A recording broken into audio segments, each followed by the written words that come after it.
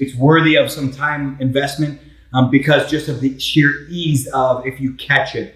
Again, so I'm going to bring him onto me, same. I just bring Lance onto me. This hand now is going after this ankle because it's close enough to go. And then we're still shooting our legs up to the Orimiyashi Garami position. But in this scenario, when we get up to the my right leg on the inside, we go after this sort of lumberjacky ashigarami sweep. But if I can hold this leg, it just makes this sweep so much easier. Remember when we use this sweep is that my right foot is at the far hip, my knee is engaged near the top of the shin, my left leg is wrapped as we've already previously discussed, and then we're going to hip up and move out to the side. One major thing to note is the tightness of my left elbow. My left elbow has to really be glued tight to the leg. If it's not, or more or less glued tight to my own ribs.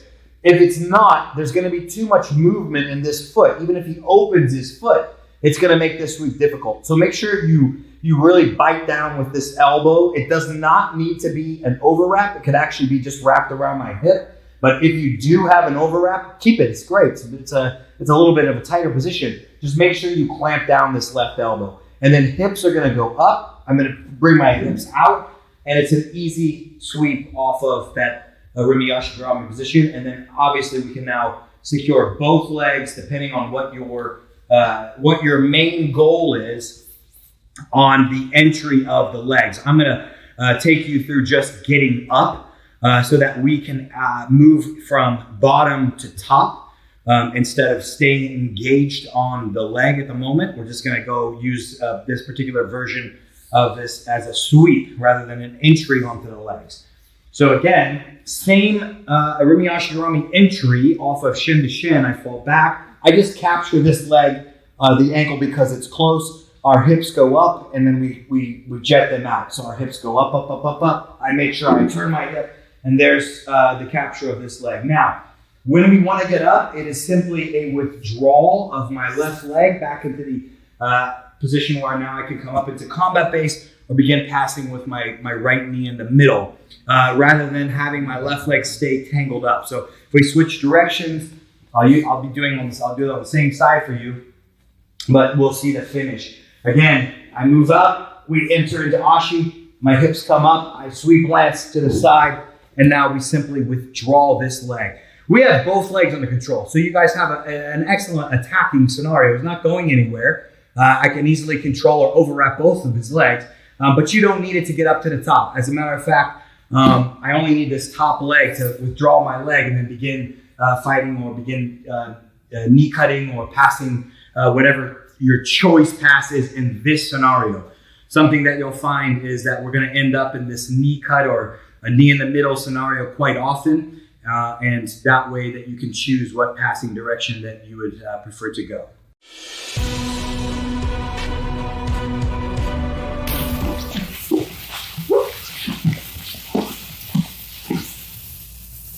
Okay, I'll take you through what I think when we're talking about attacking the legs from shin to shin. We're going to have an opportunity to reap the leg right away.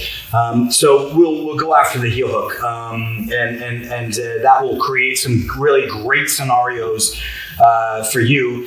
Namely, if nothing else, it will force your training partner or opponent to start to turn their back, which is a great thing. Can make a lot of different combinations and benefits that we can get when we're sweeping.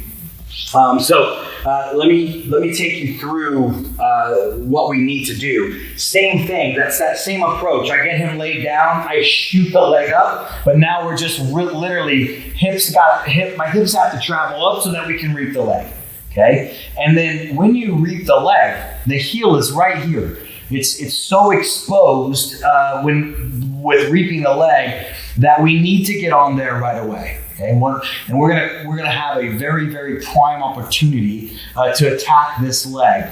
When we attack the leg, the foot should be low around my hip, not high in my armpit. If the leg is high in my armpit, or his heel is high in my armpit, I'm not going to get necessarily the bite that I want to get. If his foot is low near my hip, we're going to get this bite that I'm going to explain to you in a few minutes, and and the forearm is going to line up in a much more advantageous position. For right now, let's just work on, we're going to grab a butterfly style grip. So my left arm is going to face my down, I should say. Your right hand will face up, and you will hook your forearms or your wrist together. If I do this well, which we'll go into this in a second, my elbow should be closed and my forearm should be in the line of his foot. Okay? With reaping the leg, what I would really like to have is not only a strong reap, but I want an initially extended leg that does its job then to back heel, and so that my calf bites down on his quad. If you get your legs figure forward, fine. If you do not, that's totally fine as well. We don't need a figure four on this far leg because we are going to be have this back heel. We're going to be cranking on the heel and assume that he will be rolling. So again, it's an approach where when we have shin to shin, we can immediately not only shoot up on the leg, but shoot up and reap the leg, which exposes his heel. So we have our shin to shin. I bring Lance onto me. We shoot this guy straight to the middle. We put our hips up and over we go right away into that reaping scenario. Again, I want his leg to be a little bit low on my body near my hip, which will allow me to really bite down on this leg.